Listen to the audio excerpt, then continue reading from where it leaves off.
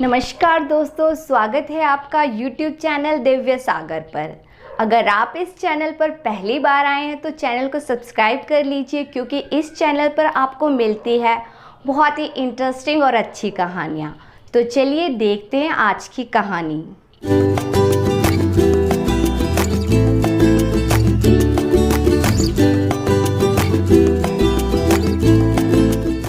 प्राचीन समय की बात है। एक प्रसिद्ध नगरी कंचनपुर में राजा कमल भोज का राज था। कमल भोज एक बहुत ही लोकप्रिय राजा थे और वे बहुत ही धर्मात्मा आदमी थे। एक दिन राजा कमल भोज अपने सिंहासन पर विराजमान थे। उनका दरबार लगा हुआ था। उसी समय राजा के दरबार में 3 पारखी विद्वान प्रवेश करते हैं और तीनों विद्वान राजा से आकर कहने लगते हैं कि महाराज, हमें आपके राज दरबार में नौकरी चाहिए। राजा कहते हैं कि हे विद्वानों, आपका मेरे दरबार में स्वागत है, परंतु मुझे आप यह बताइए कि आप क्या क्या कर सकते हैं। हम आपको अपने यहाँ पर नौकरी तो देंगे, परंतु आप किस तरह का काम करने में माहिर हैं। तो पहला विद्वान कहने लगा, महाराज, मैं स्थान की परख करने में माहिर हूँ। मैं किसी भी स्थान के बारे में बता सकता हूँ कि वह स्थान हमारे रहने के योग्य है या नहीं। राजा कहने लगे, ठीक है, पहले हम आपके इस गुण की परीक्षा करेंगे। यदि आप अपने कार्य में खरे उतरे तो उसके बाद हम आपको नौकरी पर रख लेंगे। राजा ने अपने मंत्री से कहा, मंत्री जी, तब तक इस विद्वान को हमारे अतिथि गृह में ठहरा दो। उचित समय आने पर हम इसे बुला लेंगे। मंत्री ने उस विद्वान को अतिथि गृह में ठहरा दिया। तभी दूसरा विद्वान कहने लगा कि महाराज, मैं अन्न के बारे में बता सकता हूँ कि कौन सा अन्न हमारे खाने के योग्य है, कौन सा अन्न उत्तम प्रकृति का है और कौन सा अन्न निम्न प्रकृति का है। राजा ने कहा, ठीक है, तुम भी बड़े काम के व्यक्ति हो, तुम्हारी भी हम समय आने पर परीक्षा लेंगे और यदि तुम अपने गुण में सफल सिद्ध हुए तो हम तुम्हें अपने राज दरबार में आजीवन नौकरी के लिए रख लेंगे। राजा ने उसे भी अपने अतिथि गृह में ठहरा दिया। उसके बाद तीसरा विद्वान बोला, महाराज, मैं भोजन का पारखी हूँ। मैं भोजन को देखकर बता सकता हूँ कि वह भोजन हमारे ग्रहण करने के योग्य है या नहीं। राजा ने सोचा कि यह विद्वान भी बड़े काम का है। यदि यह अपने काम में सफल हुआ तो हम इसे भी अपने यहाँ पर रख लेंगे। इस प्रकार राजा ने उन तीनों विद्वानों को अपने यहाँ पर अतिथि गृह में ठहरा दिया।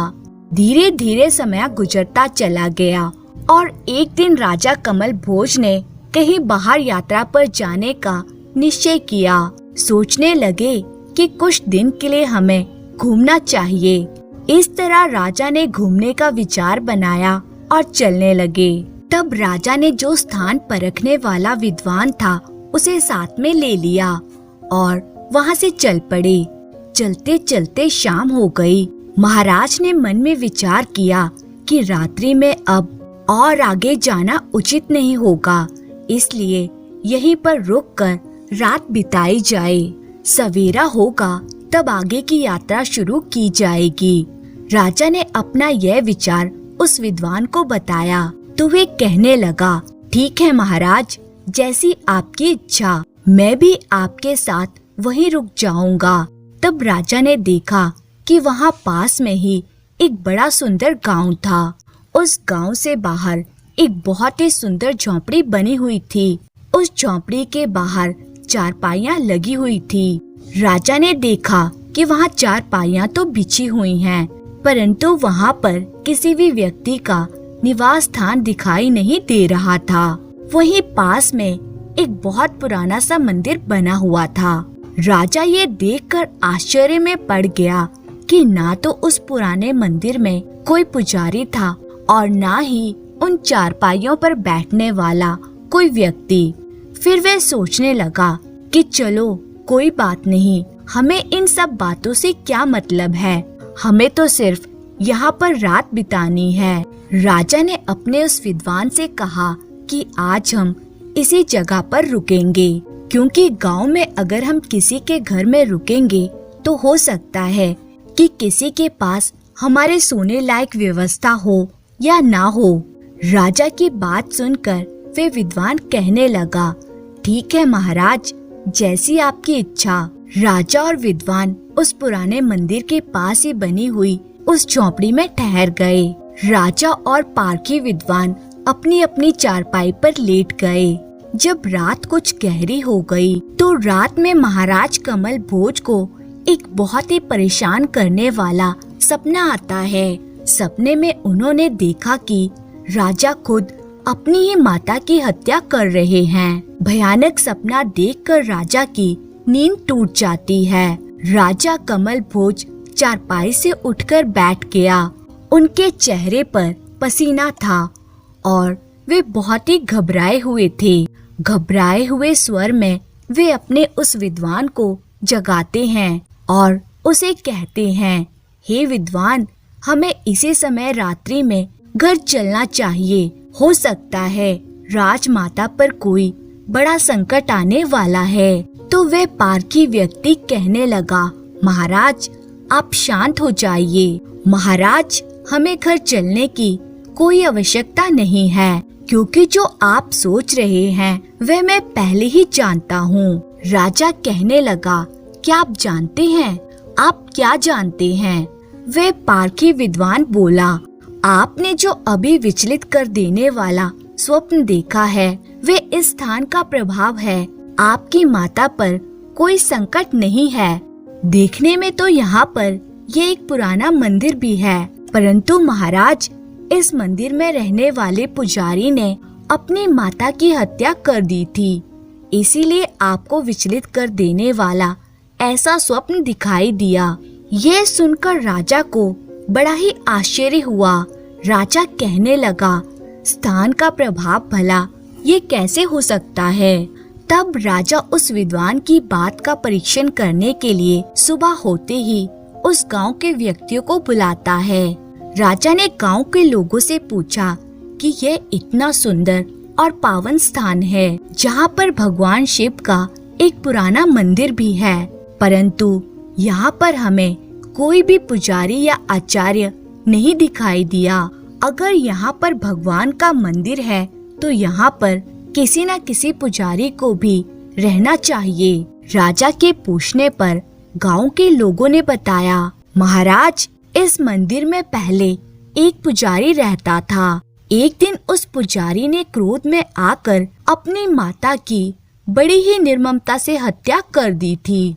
इस दोष के कारण महाराज, यह स्थान अपवित्र हो गया है।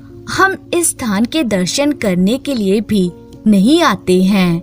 राजा ने जब ये बात सुनी तो अपने साथ आए हुए उस विद्वान को राजा ने बहुत ही शाबाशी दी। राजा कहने लगे कि हे विद्वान, तुम सच में बहुत ही योग्य हो। अब मैं तुम्हें अपने राज दरबार में नौकरी पर रखूंगा। महाराज उसी समय उस विद्वान को साथ लेकर अपनी राजधानी वापस लौट आए।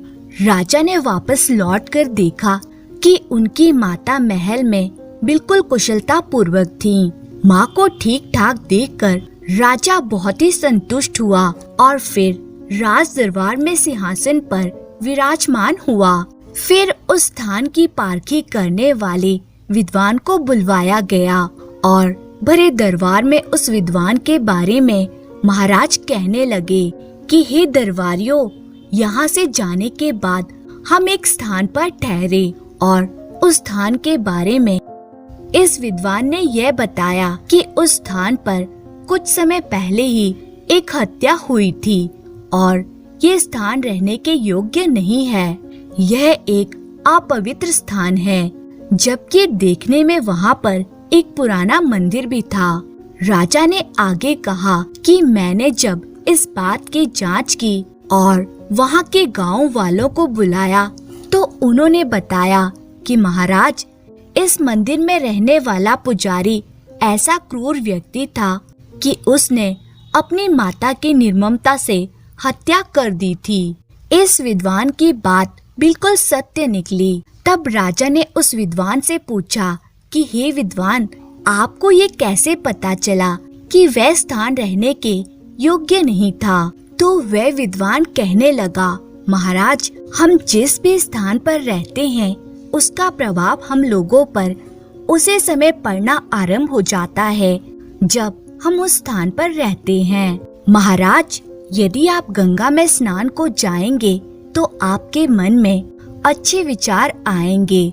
आप यदि शमशान घाट में जाएंगे तो वहाँ पर कुछ अलग प्रकार के विचार आएंगे। अगर आप मंदिर में जाएंगे तो वहाँ ईश्वर भक्ति के विचार आएंगे। अगर आप किसी ऐसी जगह पर जाएंगे जहाँ पर मदिरा पान हो रहा हो तो वहाँ का दूषित वातावरण आपके दिमाग पर असर डालेगा। महाराज, यदि आप युद्ध भूमि में जाएंगे तो आपके मन में वीरतापूर्ण विचार आएंगे। इसलिए हे राजन, स्थान का बहुत ही महत्व होता है। हर एक स्थान का अलग वातावरण होता है। वहाँ घटने वाली घटनाएं वे जगह अपने में समेट लेती है। वहाँ पर जो भी होता है, अच्छा या बुरा, उस जगह पर प्रभाव डालती हैं। वहाँ पहुँचकर वहाँ का माहौल और वातावरण आपके विचारों, आपकी सोच को प्रभावित करता है। इसीलिए कहा भी गया है कि हमें अपना निवास स्थान, अपना घर उस जगह पर बनाना चाहिए जहाँ का वातावरण पवित्र हो, जहाँ रहने वाले लोग धर्मात्मा और सज्जन हो, जहाँ पर जीवन की हत्या ना होती हो और स्वच्छता का विशेष ध्यान रखा जाता हो। क्योंकि आप जहाँ पर रहते हैं तो आप और आपका परिवार बिल्कुल वैसा ही बन जाता है। यही सत्य है। महाराज, क्या आप जानते हैं मैंने उस स्थान के बारे में कैसे अनुमान लगाया? जैसे ही मैंने उस जगह पर प्रवेश किया तो मेरे मन में हत्या और अपराध जैसे विचार आने लगे। मेरे मन में हिंसात्मक बातें आने लगी कि इस स्थान पर जरूर किसी न किसी की हत्या हुई है। उस विद्वान की बात सुनकर राजा बहुत ही प्रसन्न हुआ। राजा ने उस विद्वान को आजीवन अपने दरबार में नियुक्त कर लिया। राजा ने अब उस स्थान पर रखने वाले विद्वान की तो परीक्षा ले ली थी, लेकिन अब दूसरे विद्वान की बारी थी। उस नगर में एक बहुत ही बड़ा व्यापारी था जो राजा के लिए अन्न का भंडारण करता था। एक दिन वह व्यापारी 500 क्विंटल गेहूं लेकर राजा के पास आया और राजा से कहने लगा, राजन, मैं आपके राज्य के लिए 500 क्विंटल गेहूं लेकर आया हूँ, परंतु महाराज, ये एक बहुत ही उत्तम किस्म की गेहूं है, इसलिए आपको इसकी कीमत कुछ ज्यादा ही देनी पड़ेगी। राजा कहने लगे, ठीक है, दिखाइए आप कैसे गेहूं लेकर आए हैं। तो राजा ने और राजा के अन्य दरबारियों ने उस अनाज को देखा। वास्तव में वह अनाज बहुत ही उत्तम था, चमकदार था और बहुत ही साफ सुथरा था। राजा के मंत्री कहने लगे, महाराज, यह तो बहुत ही अच्छा अन्न है, इस बात में कोई भी संदेह नहीं है। हम तो कहते हैं कि इस अन्न का कई सालों के लिए भंडारण कर दिया जाए, ये खराब नहीं होगा। उसी समय राजा के दिमाग में एक विचार आया कि हमारे यहाँ अतिथि गृह में एक विद्वान है जो अन्न को परखने की बात कहता है। क्यों ना एक बार इस अन्न को उसे भी दिखा लिया जाए, इससे उसकी भी परीक्षा हो जाएगी और हमें अन्न का भी पता चल जाएगा। क्योंकि कई बार ऐसा होता है कि जो ज्यादा चमकदार चीज होती है वही सबसे खराब निकलती है। राजा ने आदेश दिया कि तुरंत उस अन्न की परख करने वाले विद्वान को अतिथि गृह से बुलाकर लाया जाए। जब वे विद्वान दरबार में आया तो राजा ने कहा कि हे विद्वान, आप इस अन्न को देखिए और बताइए कि यह अन्न कैसा है, ये हमें लेना चाहिए या नहीं। अन्न परखने वाले विद्वान ने अन्न को अपने हाथ में लिया और हाथ में लेते ही वह राजा से कहने लगा, राजन, ये अन्न किसी चोर व्यक्ति के द्वारा कमाया गया है। इसलिए यदि आप इस अन्न को लेंगे तो हमारे राज्य में, हमारी सेवा में और हमारे अधिकारियों में और नौकरों में चोरी की भावना जागृत हो जाएगी। राजा ये सुनकर बड़ा ही हैरान हुआ और तुरंत उस व्यापारी से बोला, सेठ जी, अन्न कहाँ से लाए हो? वे व्यापारी कहने लगा, नहीं महाराज, मैं तो आपका पुराना व्यापारी हूँ और आपके लिए अन्न का भंडारण हमेशा से ही करता आया हूँ और मैंने इस अन्न को आपके ही राज्य के एक बहुत बड़े जमींदार से खरीदा है, जिसके पास हजारों एकड़ जमीन है। वे कभी चोरी नहीं कर सकता। राजा कहने लगा कि तुरंत उस जमींदार को हमारे सामने पेश किया जाए। महाराज के आदेश के अनुसार 2 सैनिक उस जमींदार को बुलाकर ले आए, जहाँ से व्यापारी ने अन्न खरीदा था। जमींदार को महाराज के दरबार में पेश किया गया। जब जमींदार महाराज के दरबार में आया तो कहने लगा, प्रणाम महाराज। तब राजा ने उस जमींदार से पूछा कि तुम मुझे यह बताओ कि यह अन्न जिसे आपने व्यापारी को बेचा है, यह अन्न आपने कहाँ से चुराया है? जमींदार कहने लगा, राजन, ये आप क्या कह रहे हैं? मेरे पास 1000 एकड़ जमीन है और मेरे पास हजारों क्विंटल गेहूं पैदा हुई है। हुजूर, ये मेरे खेतों की उगाई हुई गेहूं है। इसमें तो मैंने चोरी का एक दाना भी नहीं मिलाया। तो राजा कहने लगा, नहीं नहीं, तुम सच बताओ, कहीं न कहीं तुमने इसे चोरी से कमाया है। जो भी हो, तुम मुझे सब कुछ सच बताओ। जमींदार कहने लगा, नहीं महाराज, यह तो मेरे खेतों में ही पैदा हुआ अन्न है, मैंने कहीं से चोरी नहीं की।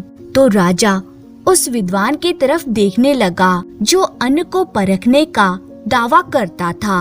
विद्वान कहने लगा, नहीं महाराज, ऐसा नहीं हो सकता, ये जमींदार झूठ बोल रहा है। यह अन्न किसी चोर ने ही कमाया है। जब जमींदार ने उस विद्वान की बात सुनी तो कहने लगा, हाँ महाराज, आपका ये विद्वान सही कहता है। जैसे कि महाराज आप जानते हैं, मेरे पास हजारों बीघा जमीन है, तो उस जमीन को मैं अकेला नहीं जोत पाता हूँ। कई मजदूर मेरे यहाँ पर काम करते हैं। एक दिन किसी राजा के यहाँ से एक चोर फरार हो गया।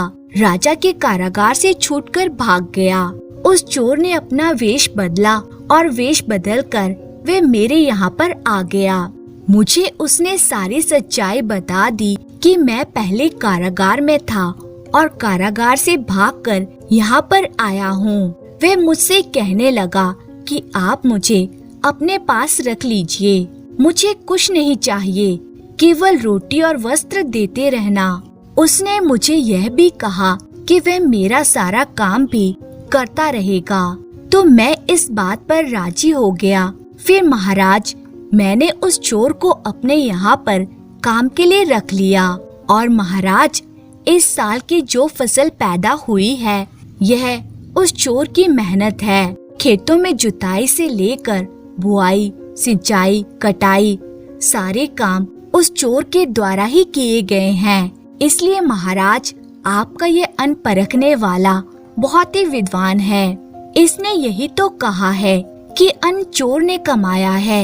यह अन्न चोरी करने वाले व्यक्ति का ही कमाया हुआ है। महाराज, आपके इस विद्वान की बात बिल्कुल सही है। किसान जमींदार की बात सुनकर राजा बहुत ही प्रसन्न हुआ। सोचने लगा कि कितना बड़ा विद्वान मेरे दरबार में मौजूद है। राजा ने उस विद्वान से पूछा कि हे विद्वान महोदय, मुझे यह बताइए कि आपने इस अन्न को हाथ में लेते ही कैसे पहचान लिया, जबकि इस अन्न की चमक तो सोने के समान है। यह साफ सुथरा अन्न है, परंतु हाथ में लेते ही तुमने कैसे बता दिया कि यह अन्न चोरी का कमाया हुआ है? वे विद्वान व्यक्ति कहने लगा, राजन, जब मैंने इस अन्न को हाथ में लिया तो हाथ में लेने के बाद मेरे मन में विचार आया कि अन्न तो सोने के समान चमक रहा है, और जब मैंने इसे देखा तभी मेरी अगली नजर महाराज आपके दरबार में रखे हुए उस सोने के कलश पर पड़ी। मेरा ध्यान उस स्वर्ण कलश पर चला गया और मैं सोचने लगा कि अन्न और वह स्वर्ण कलश दोनों देखने में सोने की तरह चमक रहे हैं। इस समय मेरे मन में दूसरा विचार ये आया कि मैं इस राजा की नौकरी क्यों करूं? क्यों न मैं राजा के इस स्वर्ण कलश को चोरी करके ले जाऊं, तो मेरी कई पीढ़ियां बैठकर खाएंगी। जबकि हे राजन, मैंने मेरे जीवन में कभी किसी की चोरी नहीं की, परंतु इस अन्न को हाथ में लेते ही मेरे मन में ऐसे विचार आने लगे। और जब ऐसा विचार मेरे मन में आया तो मैं जानता हूँ राजन कि विद्वान लोग कहते हैं कि जैसा खाओगे अन्न वैसा होगा मन, अर्थात आप जैसा अन्न ग्रहण करेंगे इस प्रकार का आपका मन हो जाएगा। तो राजा उस विद्वान की बात को सुनकर बड़े ही प्रसन्न हुए और उसको आजीवन अपने दरबार में नौकरी पर रख लिया। इस प्रकार कुछ और समय बीता।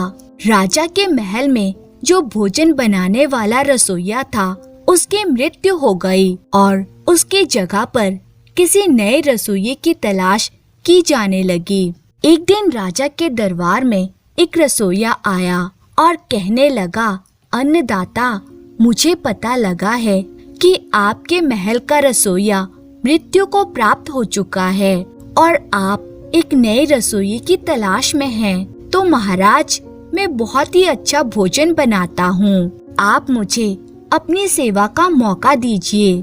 मैं स्वादिष्ट से स्वादिष्ट और अच्छे से अच्छा भोजन बना सकता हूँ। राजा कमल भोज मन में विचार करने लगा कि यह तो अच्छा ही हुआ कि हमें एक भोजन बनाने वाला व्यक्ति मिल ही गया। तब राजा कमल भोज ने उस भोजन बनाने वाले से कहा, सुनो रसोइये, तुम्हें अपने यहाँ पर रखने से पहले हम तुम्हारी परीक्षा लेना चाहेंगे। आज तुम भोजन बनाना और हम स्वयं चख कर देखेंगे। तो वे व्यक्ति कहने लगा, ठीक है महाराज। इस तरह से राजा ने रसोइये से कहा कि तुम जाकर भोजन बनाओ और हम आज तुम्हारा भोजन चख कर देखेंगे। उस दिन उस रसोइये ने बड़ी मेहनत के साथ भोजन बनाया। कई प्रकार के व्यंजन बनाए। भोजन बनाने की जितनी भी कला उसे आती थी वे सब उसने परोस दी। जब भोजन तैयार हो गया तो उस रसोइये ने महाराज को संदेश भेजा कि महाराज, भोजन बनकर तैयार हो गया है और आप आकर भोजन को चख लीजिए। राजा अपने कुछ मंत्रियों के साथ और उस भोजन की परख करने वाले विद्वान के साथ रसोई घर में जा पहुँचे। राजा ने जब भोजन को खाकर देखा तो भोजन बहुत ही स्वादिष्ट था। बहुत ही अच्छा भोजन बनाया गया था। जब राजा के एक मंत्री ने भी भोजन को चखा तो वे कहने लगा, महाराज, मैंने बहुत से रसोइये देखे हैं, परंतु ऐसा स्वादिष्ट भोजन बनाने वाला हमारे राज्य में पहली बार आया है। महाराज, मैं तो कहता हूँ कि आप इसे अपने यहाँ नौकरी पर रख लीजिए। तब राजा ने उस भोजन की परख करने वाले विद्वान से कहा कि हे विद्वान, आप बताएं कि ये भोजन बनाने वाला और ये भोजन कैसा है। इस समय राजा का वह विद्वान जो भोजन परखने वाला था उसने थोड़ा सा भोजन चखा और कहने लगा, हे राजन, यदि आप इस भोजन बनाने वाले को अपने महल में नौकरी पर रखोगे तो इसके हाथ का बना हुआ भोजन खाकर हमारे राज्य के अधिकारी, कर्मचारी सब लुटेरे हो जाएंगे। उनमें लूटपाट की प्रवृत्ति बढ़ जाएगी। ये बात सुनकर राजा कहने लगा कि यह तुम क्या कह रहे हो। वे कहने लगा, हाँ महाराज, आप इस रसोइये से पूछिए, ये अवश्य ही कोई लुटेरा है जो भोजन बनाने का काम भी करता है। यह लुटेरा भोजन बनाने के बहाने हमारे यहाँ से कुछ लूटपाट करना चाहता है। जब राजा ने यह बात सुनी तो उस रसोइये को अपने दरबार में बुलवाया और उससे कहने लगे कि रसोइये, तुम सचमुच भोजन बनाने में बहुत ही कुशल हो और तुमने बहुत ही स्वादिष्ट भोजन बनाया है, परंतु तुम ये बताओ कि क्या तुम पहले से ही रसोई का काम करते थे या कुछ और करते थे? सच सच बताना, वरना तुम जानते ही हो झूठ बोलने का परिणाम क्या हो सकता है। मैं तुम्हें ऐसी सजा दूंगा कि किसी लायक नहीं छोड़ूंगा।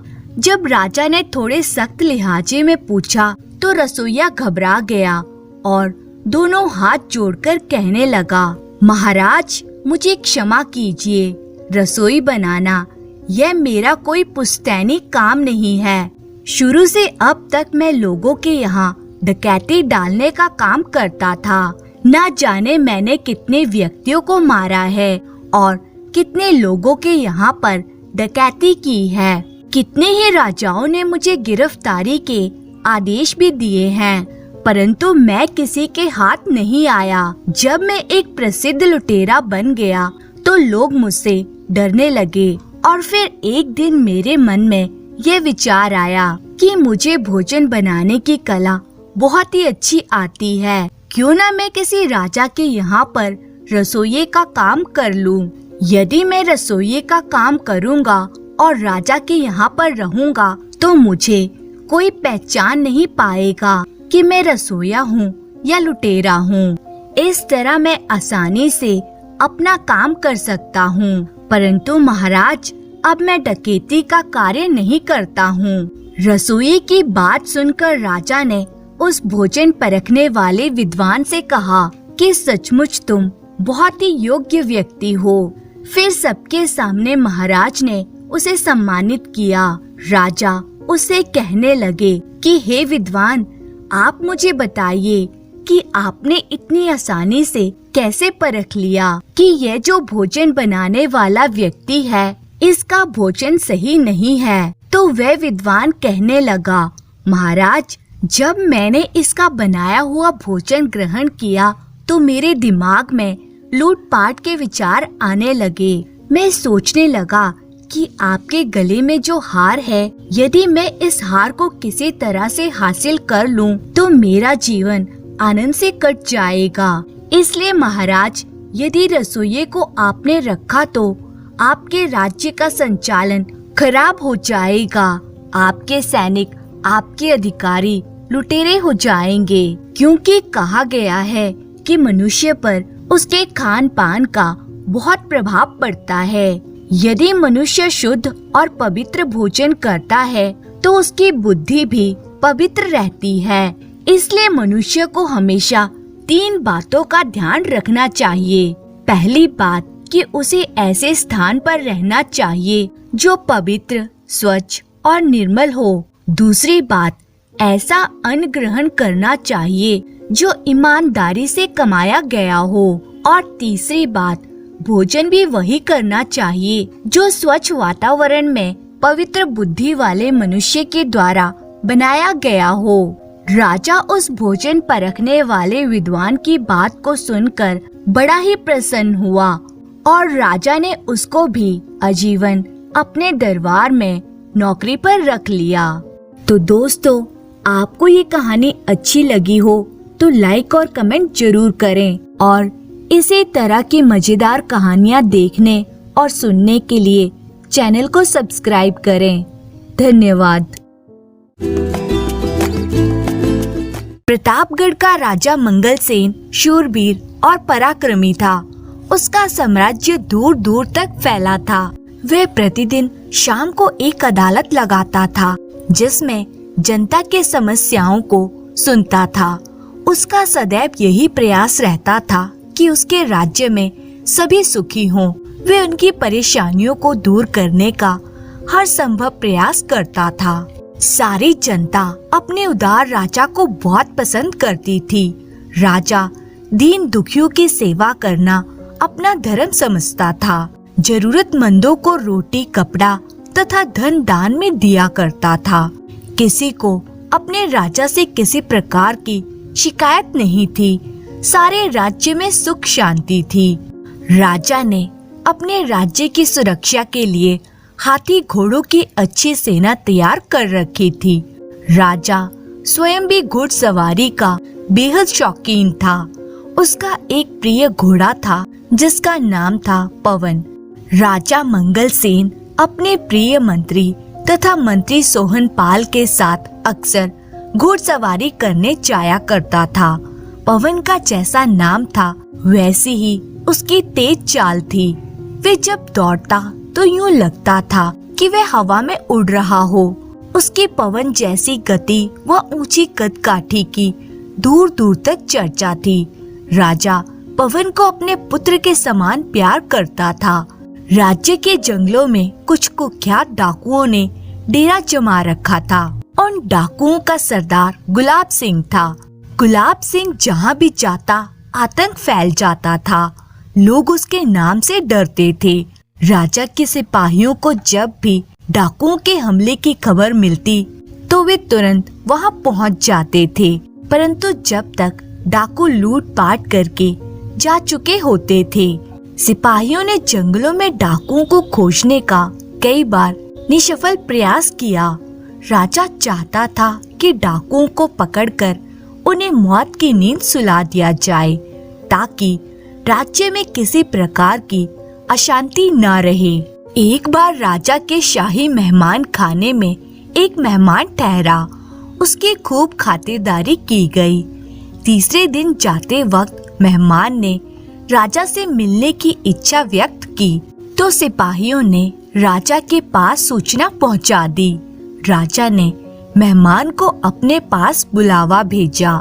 मेहमान बोला, महाराज, मैंने सुना है आप अपनी जनता की सारी जरूरतों व इच्छाओं को पूरा करते हैं, क्या ये सही है? राजा बोला, क्या आपको लगता है कि आपकी खातिरदारी में कोई कमी रह गई है? आप मुझे बताएं, मैं आपकी इच्छा अवश्य पूरी करूंगा। मेहमान बोला, हमारा घर तो जंगलों की तरफ है, वहाँ हमें धन और अन्न की सदैव ही कमी रहती है। राजा ने सिपाहियों को आदेश दिया, 10 बोरों में अनाज और ढेर सारी स्वर्ण मुद्राएं मेहमान को भेंट कर दी जाएं। हम नहीं चाहते कि हमारे राज्य में किसी को किसी प्रकार की परेशानी हो।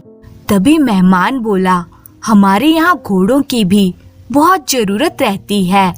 आने जाने के लिए जितने भी घोड़े हों कम रहते हैं। राजा बोला, आप हमारे मेहमान हैं, आपने आज हमसे कुछ मांगा है, हम आपको घोड़ा अवश्य देंगे। तभी राजा ने सैनिक को आदेश दिया कि एक ऊंचे कद का अच्छा घोड़ा मेहमान की सेवा में पेश किया जाए। लेकिन मेहमान बीच में ही टोकते हुए बोला, महाराज, मुझे और कोई घोड़ा नहीं, केवल पवन चाहिए। यदि आप मुझे वे घोड़ा दे सकें तो फिर मुझे और कुछ नहीं चाहिए। ये धन दौलत आप गरीबों में बांट दें। राजा मंगल सेन ने आश्चर्यचकित होते हुए कहा, क्या आप जानते हैं कि आप क्या मांग रहे हैं? पवन मेरा घोड़ा नहीं, मेरे पुत्र के समान है। मेहमान बोला, अच्छी तरह जानता हूँ कि पवन आपका प्रिय घोड़ा है। उसकी कद काठी, रूप रंग की भी खूब चर्चा सुनी है। इसी कारण मैं पवन को पाना चाहता हूँ। मेहमान की बात सुनकर राजा असमंजस में पड़ गया। उसे मेहमान की बात पर अंदर ही अंदर क्रोध भी आ रहा था, परंतु वह समझ नहीं पा रहा था कि वह मेहमान को पवन के लिए कैसे मना करे। राजा को चुप देखकर मेहमान बोला, रहने दीजिए, मैं आपका घोड़ा पवन एक दिन खुद ही हासिल कर लूंगा। और कड़क आवाज में बोला, आपके जिंदा दिली की चर्चा सुनी थी, इस कारण चला आया। खैर, मेरा नाम गुलाब सिंह है। अब मुझे आपसे न आपका घोड़ा चाहिए और ना ही धन दौलत। इसे मैं अपने बलबूते पर हासिल कर लूंगा। राजा एकदम चौकन्ना हो गया और जोर से चिल्लाया, डाकू गुलाब सिंह, पकड़ो इसे, ये जाने ना पाए। परंतु गुलाब सिंह तो पहले ही तैयार खड़ा था। वे झट से बाहर कूदा और पहले से तैयार अपने घोड़े पर रफू चक्कर हो गया। राजा के सिपाही गुलाब सिंह के पीछे दौड़े परंतु वे कुछ ही क्षणों में आंखों से ओझल हो गया और सिपाही देखते रह गए। इसके पश्चात राजा बहुत चौकन्ना रहने लगा। उसने पवन के देखभाल के लिए कई पहरेदारों का इंतजाम कर दिया। ये सिपाही दिन रात पवन के आसपास पहरा देते थे। धीरे धीरे कुछ महीने बीत गए, लेकिन कोई घटना नहीं घटी। राजा और सिपाही निश्चिंत हो गए कि यह डाकू गुलाब सिंह की गीदड़ भभकी थी, जो पूरी नहीं हो सकी। यद्यपि राजा ने पवन के पास से पहरेदारों को नहीं हटाया था। एक दिन राजा मंगलसेन अपने मित्र सोहन पाल के साथ सुबह को घुड़सवारी करने निकला। दोनों काफी देर तक घोड़ा दौड़ाते रहे। जब दोनों थकने लगे तो दोनों ने लौटने का फैसला किया। दोपहर ढलने लगी थी। तभी राजा मंगलसेन की निगाह एक आदमी पर पड़ी, जो दर्द से कर्राह रहा था और जिसके खून बह रहा था। राजा ने सोहन पाल से उस ओर इशारा किया और दोनों लोग अपने घोड़ों से उतरकर उस आदमी के पास गए। तो वे आदमी तेजी से उठकर खड़ा हो गया। उसके हाथ में पिस्तौल थी। राजा ने ध्यान से देखा कि यह वही आदमी है जो उसके यहाँ मेहमान बनकर आया था और स्वयं को डाकू गुलाब सिंह बता रहा था। राजा कुछ बोलता इससे पहले ही वे कूदकर पवन पर सवार हो गया। एक पेड़ के पीछे छुपा हुआ एक व्यक्ति निकलकर आया और झट से सोहन पाल के घोड़े पर जा बैठा।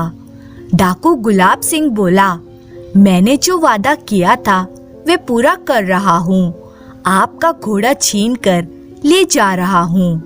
राजा के कुछ कहने के पहले ही गुलाब सिंह व उसके साथी ने घोड़ों को दौड़ाने के लिए ऐड लगाई, लेकिन पवन अपने मालिक को पहचानता था। उसने आगे बढ़ने से इनकार कर दिया।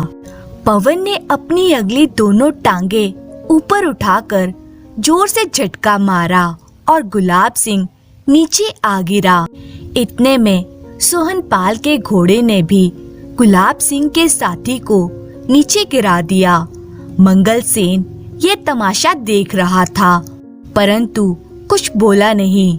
इतने में गुलाब सिंह और उसके साथी ने कई बार घोड़े पर चढ़कर भागने का प्रयास किया, परंतु घोड़े ने दुलत्ती मारकर दोनों के प्रयास निष्फल कर दिए।